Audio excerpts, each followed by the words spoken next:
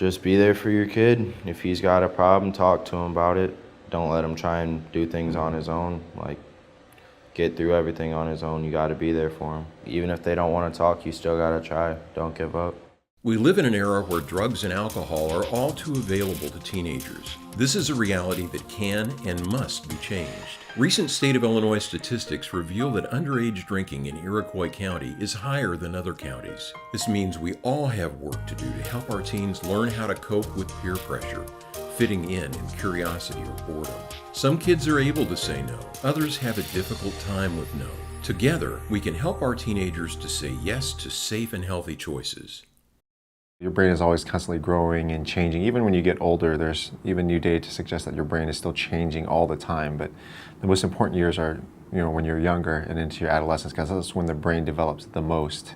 Well, the brain is kind of bathed in your blood, and then this fluid which protects the brain. So anytime you're drinking, the alcohol gets into that fluid which bathes the brain, so it's constantly surrounding the brain. So it's never a good idea to drink to the point where they're drunk. That's always going to affect your brain. It can directly kill the brain cells. You're kind of born with as many brain cells as you're going to have. So once it's gone, it's gone. So you're really doing permanent damage. The problem is when you're young and you're a child, your brain is very resilient, meaning there's a lot of reserve left in the brain. So someone who drinks a lot, does a lot of drugs, may not feel the long-term effects right away because their brain is still developing and it can compensate for it. The problem is if you do that chronically over a long time, your ability to buffer and to compensate goes down and down and down. So unfortunately, by the time they realize that they're having damage from the alcohol and the drugs, it's almost too late. So it's better just to avoid even getting there.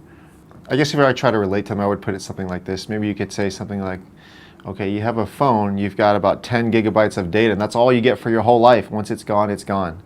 Well, let's say every day you're only using, half a megabyte. You go and you get drunk, you lose more cells, now you've lost a gigabyte. Now you've only got 90% of your data for the rest of your life. It has to last your whole life. I think that's a good way of thinking about it for them because you don't get those brain cells back. And then, when you get to the point, you start running out, you're like, well, I'm only 30, I've got another 50 years to live, but I only have 1 gigabyte of data. What am I going to do for those 50 years? You're really going to pay the price later, and you're really cutting off your potential. And I think if you think about it like that, you put it in terms where you can see where it's going. When you physically see it going away, it's much different than when you can't see it. Because unfortunately, you can't see the damage that you're doing. But if you make it graphic like that, I think it puts it in perspective for them. We all have a role to play in the prevention of teen drinking. Parents, communities, schools, police departments, churches, neighbors, grandparents, everyone. Our kids are depending on us to set strong rules about drinking and using, to say no when it's easier to say yes, to talk about drinking with them often and openly, to work with your friends and neighbors to keep our kids safe. They're depending on us to keep our eyes wide open, looking closely at what they're doing, not the other way. Tough love does work. They need us to show them how to cope with the stress of teenage years, to help them make healthy choices, to choose living and themselves over peer pressure. Your kids, my kids, their kids, our kids. Together, we can.